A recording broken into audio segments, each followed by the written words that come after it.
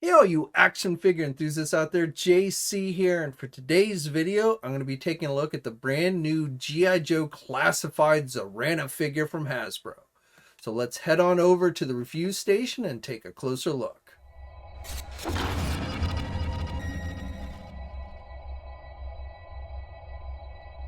Okay, now the figure comes in your typical style of G.I. Joe classified packaging.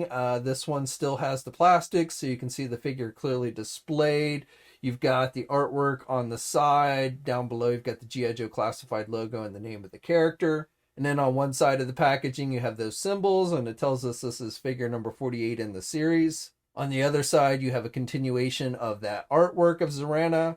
And then on the back of the packaging, you've got that artwork that has been featured with the last several waves of figures that shows all the various characters that have been turned into action figures.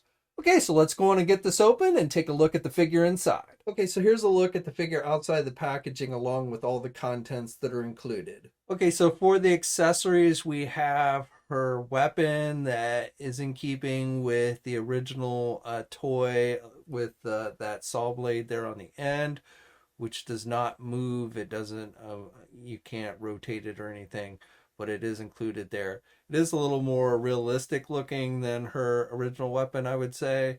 And the overall detailing on it is good. The gun itself is done with a black plastic. You've got the silver on the saw blade.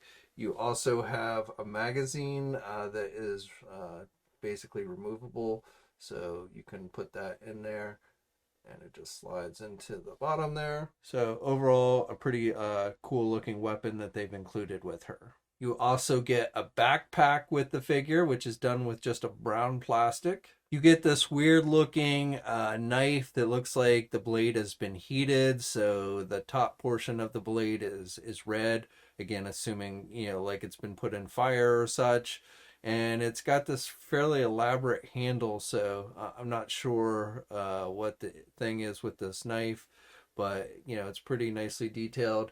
Now, also with the backpack, there's this hole on the top of the backpack, and I'm not entirely sure if this is what it's meant for, but you can stick that knife into the top there, holding it, and it does stay in there nice and tight. So again, I'm not 100% sure if that's what that's for, but you can definitely use it to store this big bladed knife that she comes with if you want. She also comes with just a regular looking knife, and with that one, she's got a sheath on her right leg that you can store the knife in. And then finally, the figure comes with two different sets of hair pieces. So you get this one that's attached to the figure when you take it out of the packaging. This is more in keeping with more modern artwork. Maybe I would even, I don't know if I'd go as far as to say the cartoon, but this is really more of in keeping with a realistic look for Zarana. And then to switch out the hair, we saw them do this with the Lady J figure, so you can just pry it off. She is bald underneath. And then you can put this second hair piece on, and you want to make sure you get it around the ears because it will kind of get held up there. And with this hair piece, it's more in keeping with how her hair looked on the original figure from the 80s. In between the two hair sculpts, I prefer the first one. But again, if you want something more in keeping with the original figure, this is probably the one you'll want to go with. And here's a look at the figure holding all the accessories with the more original figure-centric hairpiece. And then here she is with the more modern looking hairpiece, which again is the hairpiece that I actually prefer and the one that I'll be using on my figure most of the time. And just in case if you're wondering, the hairpieces that come with the Lady J figure will fit on this one fairly well. It's not 100%, but if you want to give your Zarana like some disguises, you can use the hairpieces from Lady J.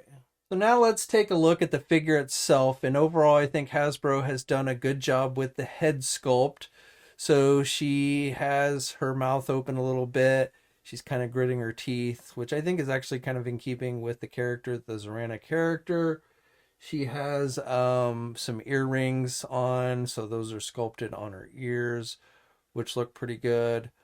Skin tone is good on this figure, so no complaints there. The paint on this hairpiece, you can see is multicolored. So there's a little bit of orange mixed in with the pink, and then you get even a little bit darker pink there on the sides. So I think that all looks really good. Then she's got the half top that she always wears, which has the metal spikes there on the right shoulder, something very 80s like, and also very dreadnought like. So I like that. She's got the strap on the other side, the brown strap with the silver buckle. That looks pretty good. She's got some little spikes sticking out on her shoulders, and then the sculpting detail there on the sleeves.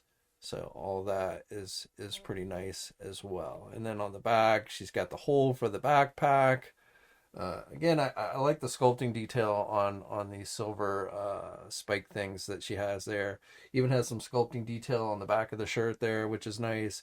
Again, good skin tone all around on the figure. She's got the gloves that kind of come up all the way past her elbows with the elbow pads. So that all looks good. She's got the belt with the chain. She's got the ripped jeans with the pink stockings underneath there. So all that looks pretty good. And then she's got the boots, the knee-high boots that are brown and black, and you've got some nice texturing and everything. So no issues with paint applications on this one at all. And again, overall the sculpting detail is nice and very much in keeping with, you know, the character in both the comics and the cartoon and everything. So this figure stands right about just a little bit over 6 inches tall. Now here's a comparison with the G.I. Joe Classified Zartan figure. We have not yet gotten any Dreadnoks, nor have we gotten the other sibling Xandar, which, you know, I know we're getting some Dreadnoks next year. No word yet on Xandar, but definitely the Zartan family is starting to come along. And then here's a comparison of the only other Cobra female figure that we've gotten so far, which is the Baroness, of course. And these two are pretty close to the same height. And then finally, here's a comparison with the two female G.I. Joe figures that we've gotten so far. CoverGirl will be coming soon, but Scarlet and Lady J. And Zarana is a little bit taller than Scarlet and not quite as tall as Lady J with the hat on. And while I don't have an original 80s 3 3/4 inch Zarana figure, here is a comparison with the G.I. Joe 25th anniversary version of Zarana in the 3 3/4 inch scale. Okay, and then let's go over articulation real quick. So you can rotate the head all the way around. She can look down pretty good. She can look back about that much. She also has head pivot, so overall pretty good head movement there with this one. And then now one thing I do want to note is for some reason on this one, the lower arm seems to pop out really easy on the figure. I mean, you can just pop it back in, but it does have a tendency to pop out real easy for some reason. So just something to note there. Also, these shoulder pads get in the way a little bit of getting her arms out. Because these are sculpted pieces, so it kind of gets stuck, you know, so you can't really get the arms up as much as you might normally on this figure. So again, just something to note.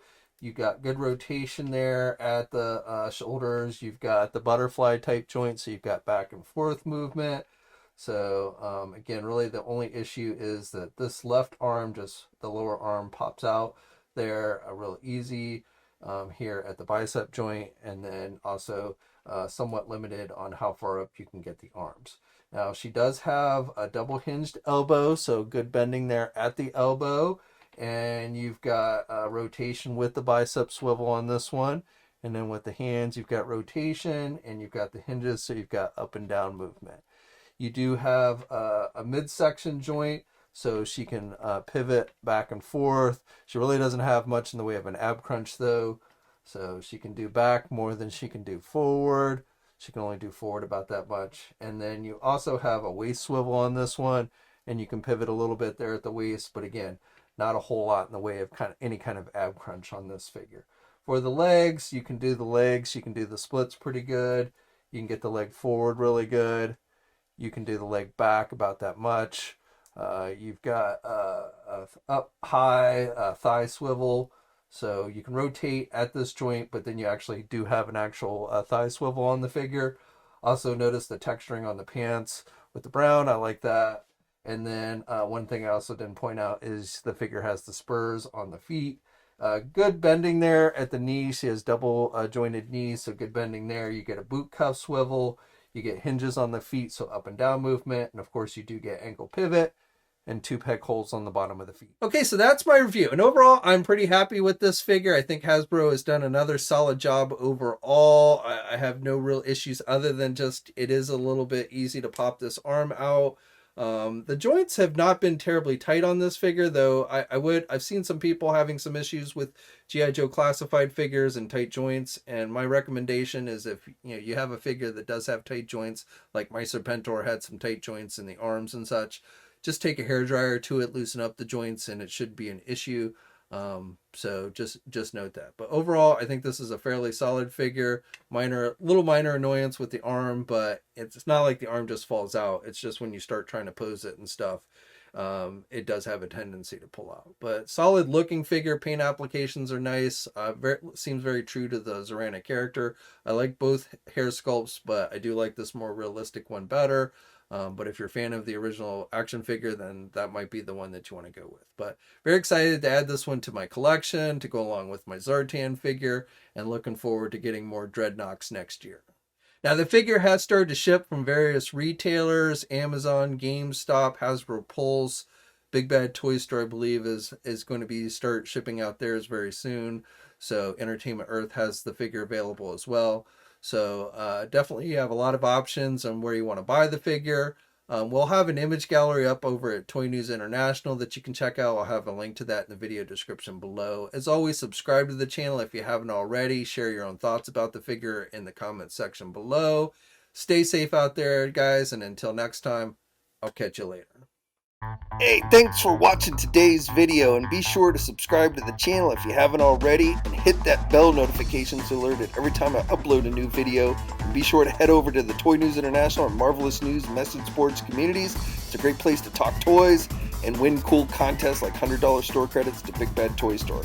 And remember, action figures are great.